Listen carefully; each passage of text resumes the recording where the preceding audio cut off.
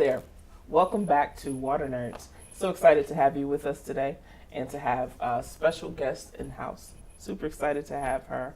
We're going to talk about lead today. Now, we've talked about lead in the past, talked about lead contamination in different parts of the country, but today we're going to learn about the biological effects of lead, like really get down to the nitty-gritty and hopefully answer some questions for you and make some things crystal clear for you. So today in-house, we have Analies, our in-house policy nerd. Today we also have the extreme pleasure of hosting Dr. Julie Maillard. She's going to tell you a little bit about herself. And we're going to talk about lead. We're going to answer some questions, and hopefully you'll get something out of it and find out ways to help you and your family. So, Dr. Maillard, tell us a little bit about yourself. Well, I come from Colby College, which is where Dr. Eric Roy came from as well. So he was one of the students in the chemistry department a while ago, and I've been there for 27 years. And I'm very happy to come down here and talk to you guys because I think you're doing some exciting work. Awesome. Thank you so much for being with us today. So, like I said, lead is kind of one of those things that you've kind of always heard about, whether it was, mostly in drinking water. I think that's when it became the concern, is when people were finding lead in their drinking water, and there have been all types of stuff, like the EPA has created the lead and copper rule, and just kind of different ways they have it regulated as a regulated contaminant. And Analies, what's that level? Like, what's it regulated at? So it's 15 parts per billion for the action level. Okay. So basically 10% of tap sample need to be within that 15 part per billion threshold, right, for a municipality to be in compliance. But of course, with other agencies like the CDC, American Academy of Pediatrics, and even the EPA have agreed for children, there's no safe level. It should be zero for children. Zero. Okay. So Dr. Millard is going to talk about just some biological parts, like biological effects of lead, and like I said, what you can do. So Dr. Millard, where does it, this whole lead or lead poisoning thing, or lead in general, where does it originate? I know it's PB on the periodic table of elements. That's the extent of my knowledge as far as that goes. But where did it originate? Yeah, so because I think that's mostly from things like lead in the pipes. So rather than actually coming along in the groundwater itself, it's a contamination that occurs because of plumbing. This is not a new problem. So there's one theory. A friend of mine in the classics department at Colby says that this is probably not true, but it makes a great story. It's quite possible that the fall of the Roman Empire was partially because of lead poisoning, because they had lead pipes, and lead also used to be an additive in wine. And the Romans drank a lot of wine. They drank some water, right? So it's possible. Yikes. There was actually an article in the New England Journal of Medicine, although whether it's true, who knows? But it does make a good story. That's an interesting concept. It makes sense. So lead poisoning, it's been a problem ever since we've had plumbing.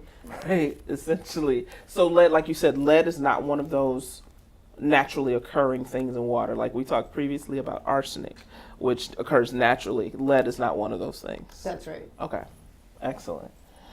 So, was it ever used for, this is always my question, was it ever used for good? Was it ever used to help? Is there any positive, can lead be used in a positive or helpful way? Well, it certainly has been used in things like lead paint and in leaded gasoline. And at the time, they thought it was helpful, but in retrospect, we contaminated the environment with lead gas, and so that's all been phased out. But it's so it has been useful, but at a pretty big cost. Right.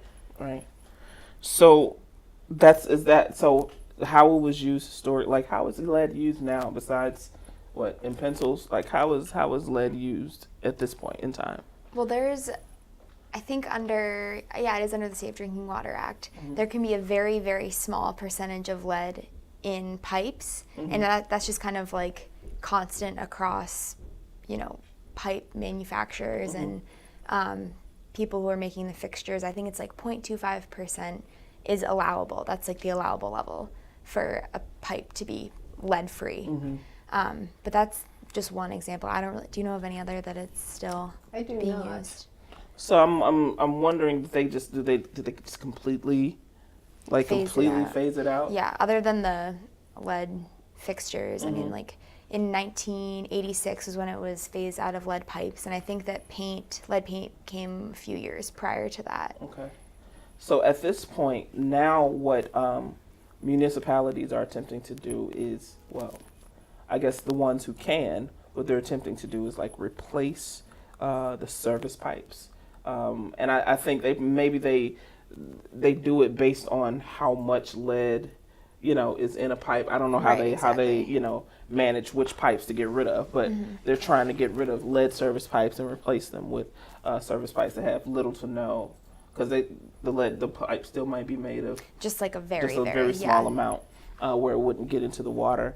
But yeah, the pipe removal is one of the options. So under the lead and copper rule, if a municipality is over that 15 part per billion threshold, 10% or over, then they are required to replace a certain percentage every year, in addition to other corrosion control methods. So like orthophosphate, like is just one example. Oh wow! Okay. So there's a lot of different ways that municipalities tackle lead contamination. So like a partial line replacement would be one of them. Right. And I think it was such a big concern because of, every building, every structure that needs water comes through those pipes. So it's schools, it's houses, it's office buildings, wherever people are. And so I don't think it was, now they're saying like homes that were built before the 1950s. Yeah, they would likely have either lead in the paint or lead in the pipes or both. Yeah.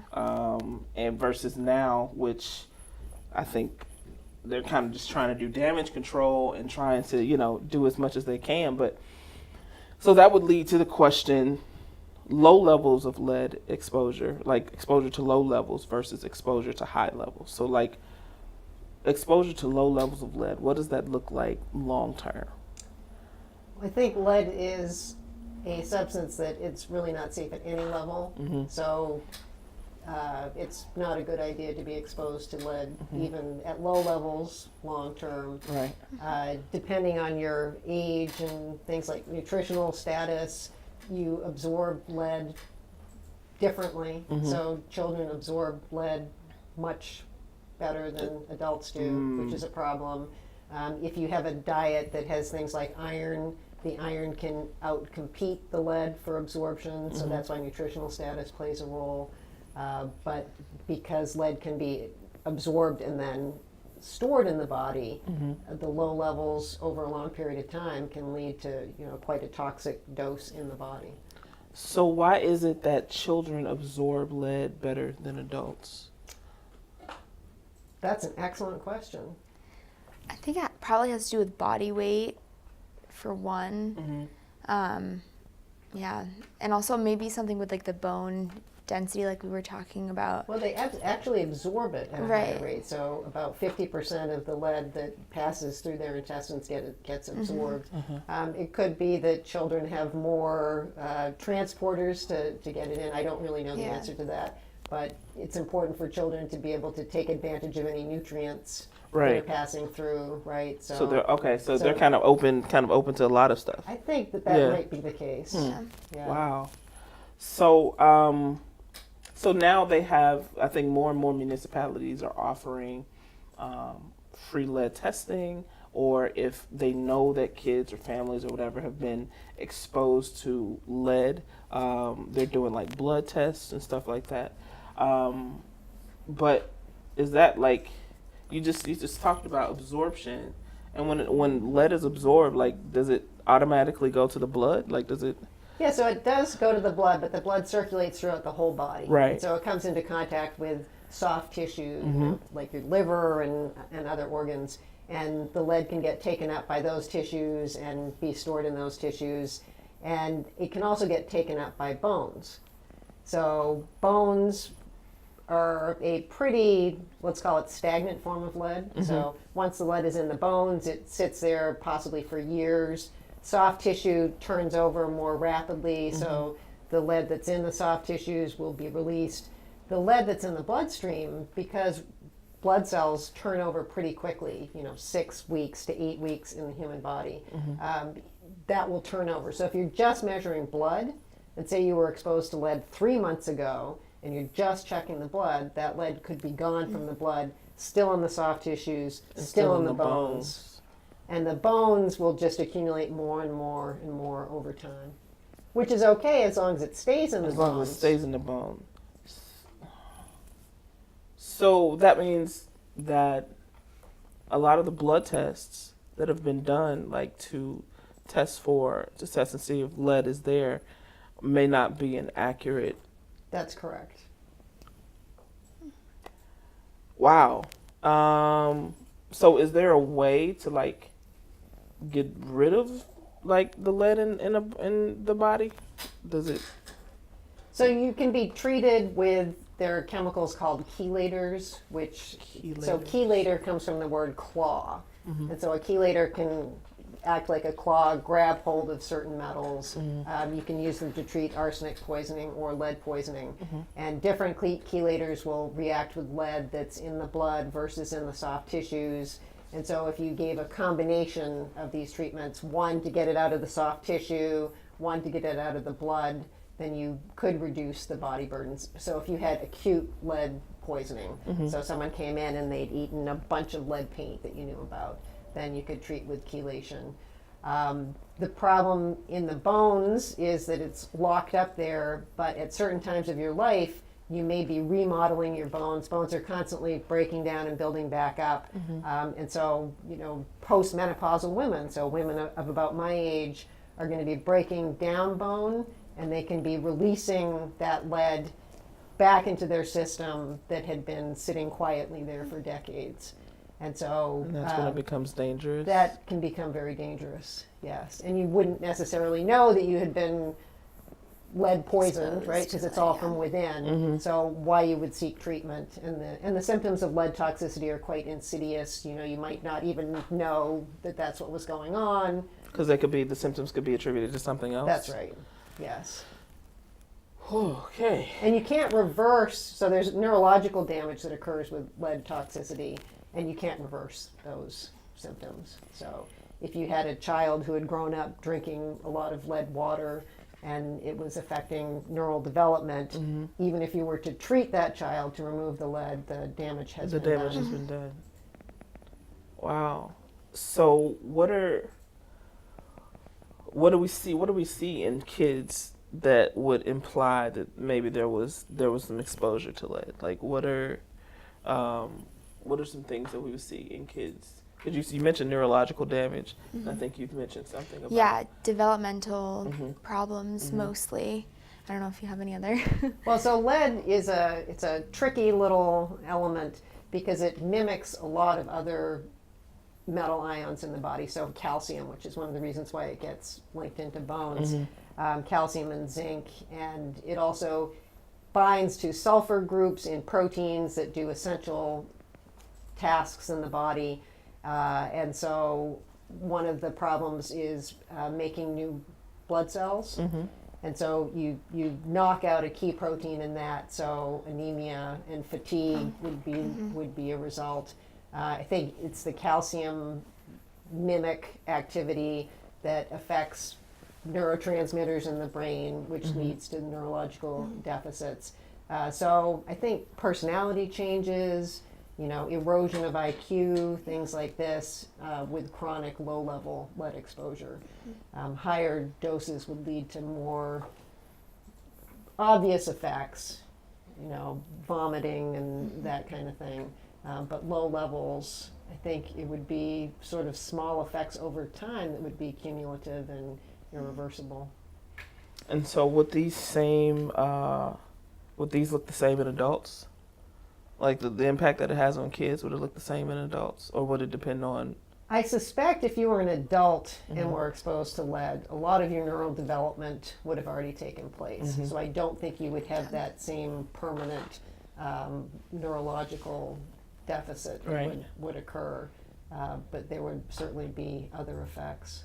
And so part of what it does is produces reactive oxygen species, which damage DNA, and when you damage DNA, that can result in cancer. So again, lead has so many actions in the body.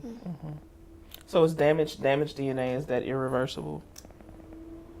We have repair proteins in our body that can mop up some of these damage events, but it can be. Okay. So it seems like the steps for people to take, people who are listening or people who are watching, first step would be to reach out to your water department in your city, wherever you live, and see if they do lead testing. Yeah, lead testing, like water testing, and then, blood testing, even though it isn't a great indicator of, over time lead exposure. But yeah, a lot of like New York City offers free lead testing. DC, DC, yeah. there are a lot of larger municipalities that do. So definitely call your water utility provider. Right. And hair testing might be a better A better, way of right. determining over time your lead exposure, although apparently they're coming up with new methods to help make that a little bit more reliable than it currently is. Right. And you mentioned hair testing. What is, I didn't know that was a thing. Yeah, so you could pull out a piece of hair and check for metal content in the hair. Sometimes you can, or cocaine or whatever you want to test for. You could section the hair knowing which hair was laid down first, which part of the hair, and get a timeline of exposure. Wow. So you like send it into a lab and they would, Yeah. huh, interesting. In fact, they tested Beethoven's hair and found that Beethoven was suffering from lead exposure, which might have explained why he had lots of abdominal symptoms throughout his life. So low level lead exposure. Wow. Interesting.